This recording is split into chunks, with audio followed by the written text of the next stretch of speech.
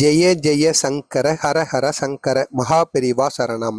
அதாவது நாம் தினசரி குளிக்கின்ற தண்ணீர் இருக்கிறது அல்லவா, அந்த தண்ணீருடன் இந்த இரண்டு பொருட்களை நாம் சேர்த்து தினசரி குளித்து வந்தால் நமக்கு இருக்கக்கூடிய கண் திருஷ்டிகள் நீங்கி விடுவாங்க. அதாவது நம்ம நல்லாவே இருக்கக்கூடாது அப்படின்னு நினைப்பாங்க அல்லவா, எதிரிகளோ அல்லது நமது வீட்டிற்கு சுற்றி இருப்பவர்களோ நமது வீட்டிற்குள்ளே யாராவது நினைக்கலாம், அதாவது இவன் நல்ல நல்ல வேலைக்கு போய்கிட்டு இருக்கான், நல்லா சம்பாதிச்சுக்கிட்டு இருக்கான், இவன் நல்லாவே இருக்கக்கூடாது அப்படிங்கிற மாதிரி யாராச்சும் பொறாமை எண்ணமும் கண் திருஷ்டியை நம்ம மேல வைப்பார்கள் அல்லவா. அப்படி அந்த கண் திருஷ்டி கழிவதற்கு பெரியவா கூறிய இந்த ஒரு செயலை மட்டும் நாம் குளிக்கின்ற நீருடன் சேர்த்து கொண்டு நாம் தினசரி குளித்து வர வேண்டுமாம். இப்படி நாம் குளித்து வருவதால் நமக்கு இருக்கக்கூடிய கர்மாக்களும் கரைந்து விடுமாங்க.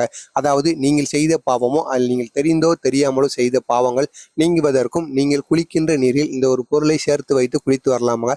அது மட்டும் இல்லாமல் உங்களுக்கு அதாவது தந்தை செய்த பாவம் அவரது பிள்ளையைத்தான் போய் சேரும் என்பது போல கூறுவார் அல்லவா, அதே போல உங்கள் அப்பா அம்மாக்கள் செய்த பாவங்கள் உங்களைத்தான் பிடிக்கும். அந்த கர்மாக்களும் உங்களை விட்டு கரைந்து போவதற்கு நீங்கள் குளிக்கின்ற நீரில் இதை மட்டும் சேர்த்து வைத்து தினசரி குளித்து வாருங்கள். இதனால் உங்களுக்கு இருக்கக்கூடிய எல்லா வித பிரச்சனைகளும் அது மட்டும் இல்லாமல் அனைத்து வித கண் திருஷ்டிகளும் நீங்கி விடுமா.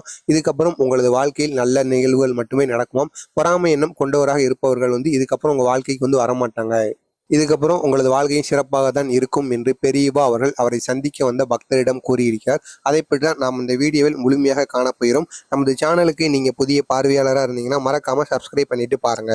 அப்போதான் பெரியவா பற்றிய அனைத்து செய்திகளும் அவரை பற்றிய மகிமையிலும் தொடர்ந்து உங்களுக்கு வந்து கொண்டே இருக்கும். அதாவது நீங்கள் குளிக்கின்ற நீரில் என்ன இதை சேர்த்துக்கொள்ள வேண்டும் என்றால், முதலாவதாக உங்களுக்கு நினைத்தது கிடைப்பதற்காக குளிக்கிறதுக்கு முன்பாக உங்களது மேலில் நீங்கள் தண்ணீரை ஊற்றுவதற்கு முன்பாக நீங்கள் என்ன செய்ய வேண்டும் என்றால், நீங்கள் நினைத்த காரியம் எதுவாக இருந்தாலும் சரி அது நடந்துவிடும் என்று நீங்கள் பாசிட்டிவாக நினைத்து கொண்டே குளிக்க வேண்டுமாங்க.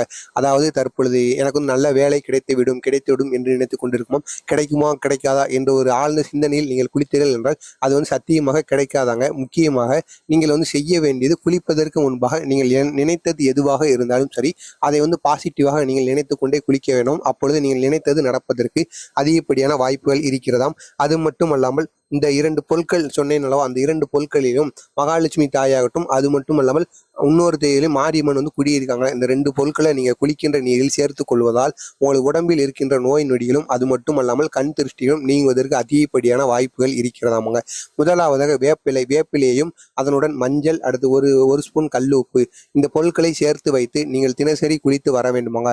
தினசரி குளிக்க முடியுதோ இல்லையோ, வாரத்திற்கு ஒரு முறையாவது நீங்கள் இதை போன்று குளித்து வந்தீர்கள் என்றால் உங்களை சுற்றி இருக்கக்கூடிய கண் திருஷ்டிகள், பொறாமை எண்ணம் கொண்டவர்கள் என அனைவருமே நீங்கி விடுவாங்க. அதுக்கப்புறம் உங்களது வாழ்க்கை சிறப்பானதாக இருக்கும். நீங்க எவ்வளவோ முயற்சி செய்தாலும் வாழ்க்கையில் முன்னேறவில்லை என்று கூறுவீர்களோ, அது அனைத்திற்குமே இந்த கண் திருஷ்டி தான் காரணம். இந்த கண் திருஷ்டியிலிருந்து நீங்குவதற்கு தினசரி இந்த ஒரு செயலை மட்டும் நீங்கள் குளிக்கின்ற நீரில் செய்து வாருங்கள். இதை போன்று உங்களுக்கு பெரியவா கூறிய எளிய பரிகாரங்கள் தொடர்ந்து வந்து கொண்டே இருக்க மறக்காம நம்ம சேனலை சப்ஸ்கிரைப் பண்ணிக்கோங்க. ஜெய ஜெய சங்கர ஹர ஹர சங்கர மகா பெரியவா சரணம். நல்லதே நினையுங்கள், உங்களது வாழ்க்கையிலும் நல்லது மட்டுமே நடக்கும். பொறாமை எண்ணம் கொண்டவராக இருக்காதீர்கள். வாழ்க்கையில் ஒருபோதும் வெற்றி பெற முடியாது. நன்றி, வணக்கம்.